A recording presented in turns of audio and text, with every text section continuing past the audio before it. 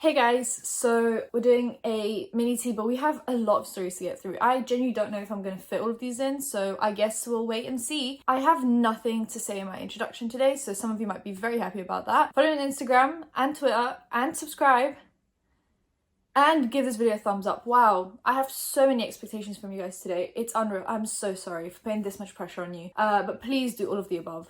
Thank you. So, the first person we're going to talk about, I've already spoken about, but there's a slight update. So, Kesha is releasing a makeup line. It's actually cruelty-free, which obviously I'm very happy about as a cruelty-free gal.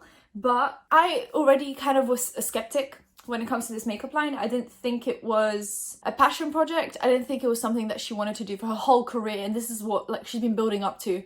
I thought this was just, a way to make money, and that's never a bad thing. I never claimed this is a bad thing, but the market is very saturated right now, and I just feel like there is only so much money we can spend. Now, there was an Instagram post. Kesha said, "Animals, I love you and I'm so sorry, but it looks like we have to push the date of the Kesha Rose Beauty launch. But we're still rushing to get the collection in your hands. Next week though, we'll announce our exact new launch date on Monday, but we promise it's coming as soon as humanely possible. Love you." I'm a little bit funny about this one because I feel like if you actually planned something for a long time, and a makeup brand, as we know, cannot be planned in a month or two or even 6. Like, you have to really put some effort into it, and really some time and coordination and cooperation and all sorts of things to make it work. When you don't do all those things, you get the Jaclyn Hill lipstick situation. You get a mess, you get subpar quality with poor customer service, poor shipping. Everything just goes wrong. And this to me screams that just a tiny bit, because the launch date should have been decided from the get-go and you should just stick with it. Like, there are not many emergencies that could ruin a launch date of a perfectly planned collection. Like, if you plan everything and you order everything ahead of time and everything's produced and manufactured and whatever way ahead of time, these should be sitting in like your stock room area waiting for the release date. I like to see things go smoothly and run in a way that is cohesive and understandable, and this just isn't it. I love Kesha. I'm not saying I'm excited for this makeup because I don't think I am. I'm not usually excited about celebrity makeup lines. I like to stick with what I know. But what is bothering me is that they were not ready and they're doing everything last minute. And when things are done last minute, things tend to slip up. And I don't want to see that, but I'm kind of seeing it just a little bit. So that's my tea on that. Next, James Charles did an interview. He actually did a physical interview on video, and he was very emotional. He was very, pretty much on the verge of tears about the whole Tati, James Charles, Jeffree Star, kind of Shane Dawson situation. And people kind of realized that, as much as Shane Dawson and Jeffree Star would like you to believe that everyone's okay and that the tea is, nicely concluded and everything's good and well in the world, there are still people from this situation that haven't gotten over it. And that's fine. I just feel like the Shane Dawson Jeffree Star finale almost made it look like the tea's done. Like, there is nothing more to it. Everyone's over it. Everyone's minding their own damn business. When in reality, there's James Charles, who is still apparently really shaken by the whole situation, and to this day still hasn't really gotten over it. So there's an article on Pink News that goes over kind of what he said. And the headline is, "James Charles says disgusting Tati Westbrook drama implies gay men are all predatory." What he said was, what that statement implies is that gay men are all predatory, which is disgusting, not true, and very dangerous to put out there. He continued, "The whole situation was scary for the LGBTQ+ community and paints a really bad picture for gay men." And then he goes on to kind of explain that I guess you never know who your real friends are. You never know who you can actually trust, because I feel like everyone turned against him for a little while because you don't want to be associated with that. When your career is on the line because of someone else's drama, you don't want to get involved. And I guess what he said is, with this industry, there are really no friends, because in every situation someone will turn their back against you or not support you to the fullest extent, or how much you'd like them to support you. And I guess everyone's just out there fending for themselves. This is their career. Like, I don't blame people for not wanting to stick up for someone because everyone's money and career and livelihood is on the line. But I guess that's exactly what James Charles is saying, is you should be careful with who you befriend and how things go on the internet. Linking back to the Jeffree Star and Shane Dawson series finale, Jeffree Star tweeted out in 2019 saying, "I don't need to say allegedly because I only speak facts." And then someone quote tweeted that and said, "Remember when @Jeffree Star said this, but then in Shane Dawson's docuseries said allegedly because he admitted he didn't even know what really happened about the James Charles drama. I'm still curious." And they tagged a lot of drama channels. Yeah, You know when you say, oh, I don't need to say allegedly because I only speak facts, and then you go and throw out accusations that you don't back up with any screenshots, receipts, or proof, and then you just say, oh, you know, allegedly these things happened in the series finale. It just makes you look like you flip-flop from one side to the other, whatever suits your needs in that moment, and instead of just staying silent and minding your own damn business, you felt the need to get involved and then didn't follow through on your words. Like, if you're gonna really go out there and make these bold statements, follow through with your words, and then don't go, oh, I don't say allegedly, but then in the series go, oh, allegedly. Like, there's a lot of contradiction here, and this whole situation has been such a mess. Such a mess. And the matter of fact is, none of us will ever know the truth. And that is what I can tell you guys 100%. That is a fact. We will never know exactly what happened behind the scenes. James Charles could be a but we don't know. Tati could have been lying, but we don't know. Jeffree Star could have some incriminating evidence. We just don't know. Jeffree Star could have absolutely nothing and just wanted to get involved in some drama for views, but we just don't know. So I would be very wary with what you believe on the internet, because a lot of it is not what it seems like behind the scenes, and that's it. I'm still going to report on it, but I just want you guys to keep an open mind to the fact that not everything is the way you kind of see it publicly, because people show literally 1% of their life. Another Jeffree Star, Shane Dawson piece of tea. Jeffree Star released some merch, some hoodies. They were almost like this tie-dye acid wash kind of a thing, and someone called Aaron Carter said that Jeffree stole the merch idea from him because he's been doing custom pieces like that for a while. Now, hear me out. First of all, Jeffree Star's been doing it for a long time too, and I'm not actually sure who started it first, but acid wash and tie-dye, not the most original idea. I'm so sorry, right? I'm not a huge believer in the give credit where credit is due, because a lot of the time the credit is not due. I think, yeah, when you actually copy something pretty much identically, chances are you saw it, you copied it, you didn't give credit. But when it's something like an acid wash hoodie, a brown smoky eye, like that is some of the most basic I've ever seen. So no, credit is not due. I don't know how identical they are, but even if they were like pretty much the same thing, how many shops have you gone into where you've seen pretty much the same t-shirt? It's as if like Topshop had to give H&M credit for a white t-shirt. Like, everyone makes a white t-shirt. I just don't believe it, sorry. Next, so someone won the Jeffree Star and Shane Dawson mini controversy palette with the pig lipstick set, and they smashed it with a hammer and then lit it on fire. Imagine going through the like effort of like putting yourself forward in a competition for the minimal chance of winning the palette to then smash it and set it on fire. Your life must be so fun, like so fun. I'm so jealous of your lifestyle. I want it. Next, tea. Marzia put a Instagram story up that said, our house was broken into and they took 90% of my valuables, from my jewelry to luxury goods and special items I've been collecting over the years. It's all gone. I know it's very materialistic and should be happy with what I was left or have, but I can't hide the shock and sadness with all being taken away just like that. That's really sad. One of my biggest fears in life is having my house broken into. Not because of the materialistic goods, but mainly because my house is my safe space, and I feel like when someone intrudes on that safe space, automatically you just feel so wary of the one place in the world where you should think that nothing's gonna happen to you. I don't know, it's one of my biggest fears, but it's just, I don't know, I think it's horrible. I don't know if it's someone that knows who Marzia and PewDiePie are, because it would seem like they should probably know, because then they would know that they're gonna have a lot of expensive things in the house. I know Marzia's always been very passionate about fashion and stuff. I'm assuming she's built up a nice collection of kind of luxury goods, but also limited edition special things that she's kept over the years that you can't buy anymore. And as much as, yeah, she's rich and, you know, all of that, there's just some things that money can't buy, and she's probably just very upset over the like almost sentimental value with some of the things that she's bought over the years. So I'm very sorry about that, and I would literally hate for this to happen to me, like absolute nightmare. Summer in the City just happened this weekend. I never go to any YouTube events because I am one of the most antisocial people you'll ever meet, and yeah, that's just a lot of people in one area, a lot of YouTubers, just a lot happening for my brain to comprehend. But Touch the Light was at the event, and I haven't spoken about him since I was on like 50k subs, and he was selling his old clothes.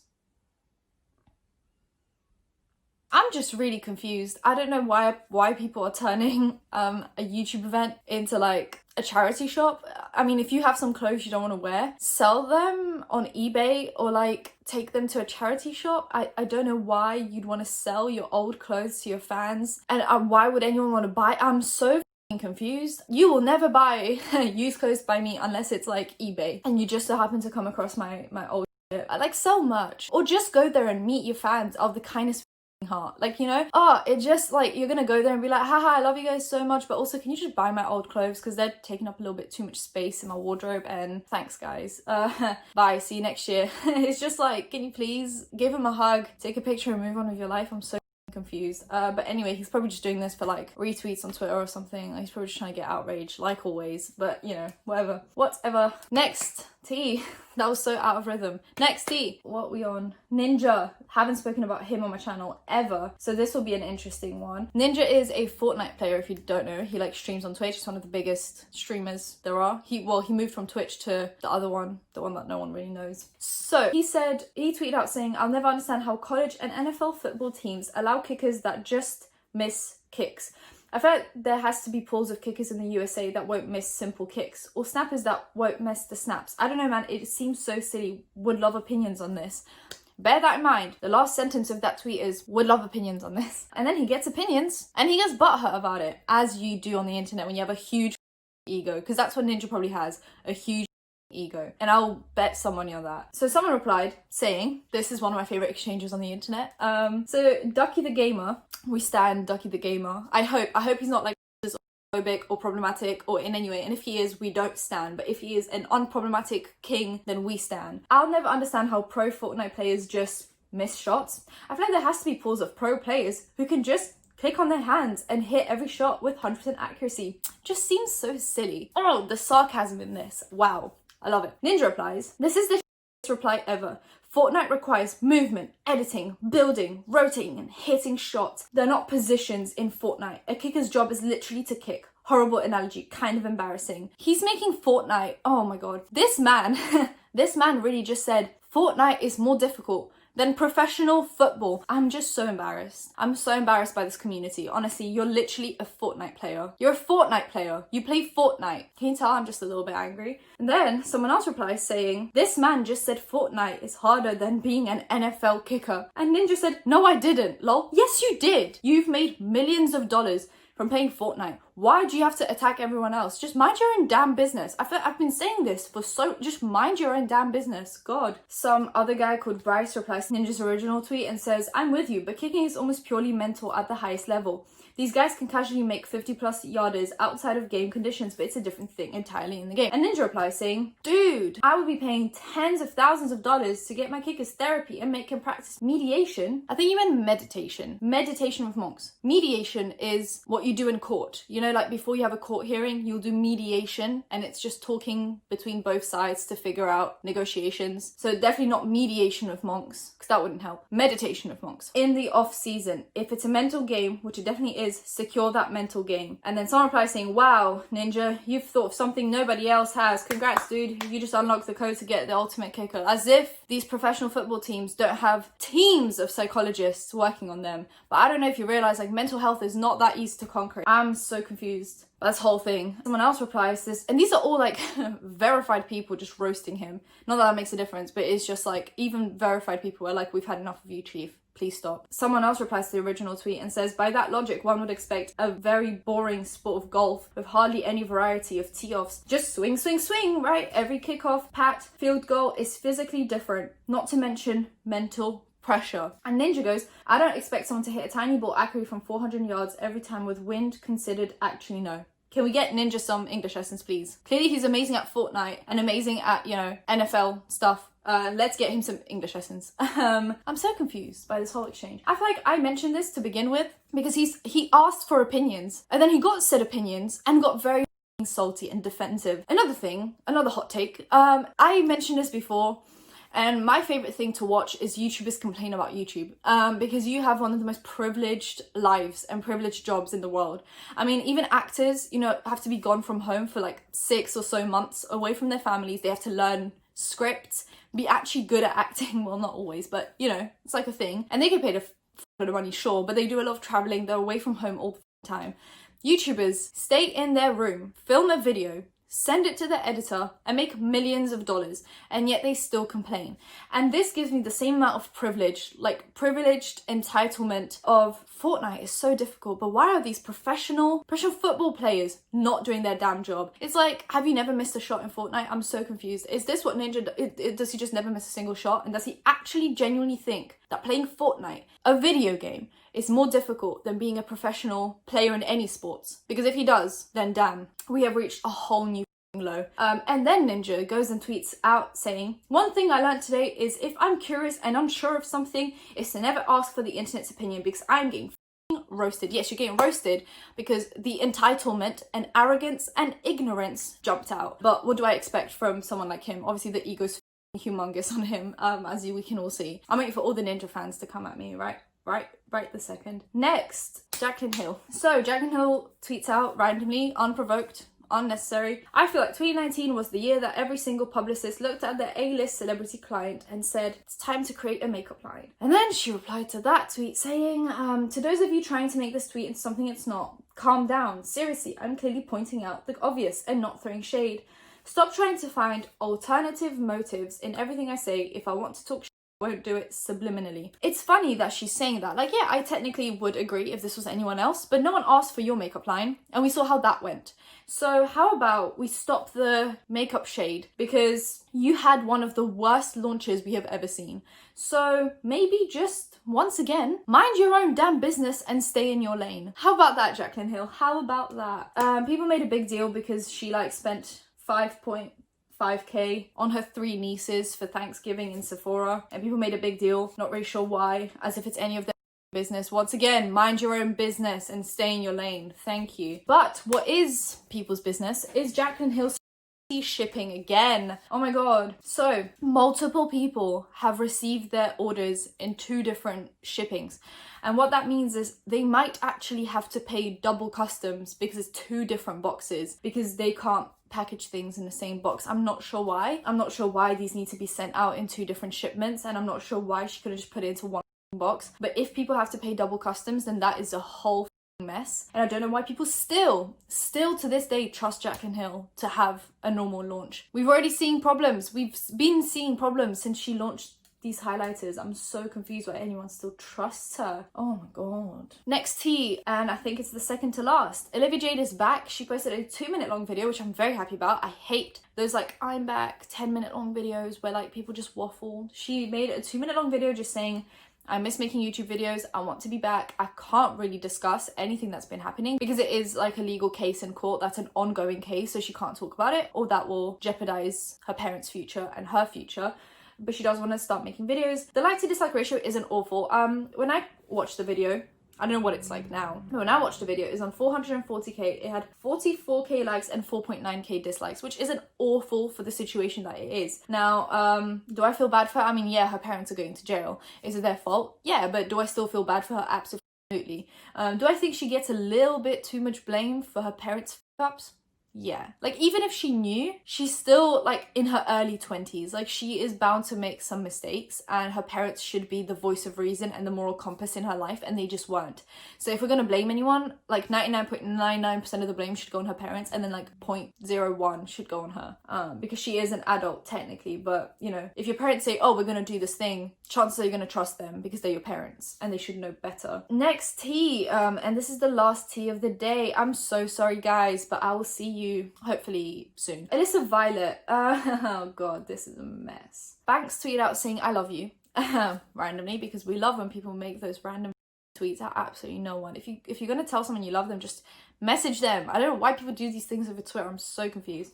But this is what came out of it. Alyssa Violet replies to this tweet and sends a screenshot of how she said, "Did you love me when you were hooking up with a random in our home? Did you love me when you Snapchatted that girl in Vegas to come fuck you when I was at dinner with you?" He goes, "Dude, what the f is this? I always kept my promises." And then she goes, "Did you love me when I was in Orlando for my cousin's wedding and you hooked up with a girl in our bed?" She then continues, she's not done. She goes, "Did you love me when you smashed in the back of Chantel's window of her car that she gave me? Did you love me when you to all the girls I was worried about while we were dating after the breakup? Did you love me when I've been asking you for 5 months to help with our dogs, but you told me to ship them to my parents in Ohio because it was too much for you?" And he goes, "I couldn't take care of them. I wanted them to have a good life. Why are we doing this online? Did you love me when you texted that girl that you were on your way to her hotel room at 6 a.m. to get weird while I was sleeping next to you? Did you love me when you said you were at Highlight Room, but I had your location and you were at a random apartment complex for 2 hours? Did you love me when you broke 8 of my phones?" And then someone said, "How did you find out you were being cheated on?" And she goes, "I was asleep upstairs with our dogs and he wasn't next to me, so I checked our guest house and caught him in bed with a random girl. I saw a tweet of someone saying, the best part is now Jake Paul and Banks are cool, and Alyssa Violet was at Logan Paul's fight and vlogged with Tana Mojo while she was there. So Alyssa slept with Jake's brother Logan and Tana slept with Banks, and now she is with Jake, and now they're all cool with each other. That's LA for you, isn't it? It's just YouTubers doing YouTube things, I guess. But anyway, that's the end of today's video. Let me know what you think about all of this. Give the video a thumbs up if you enjoyed it. Comment down below anything, comment down below, and subscribe because I post videos every other day unless there's a delay. So turn notifications and you'll know when that's happening. And follow my socials, they'll be in the description down below, and I'll see you in my next one. Bye guys.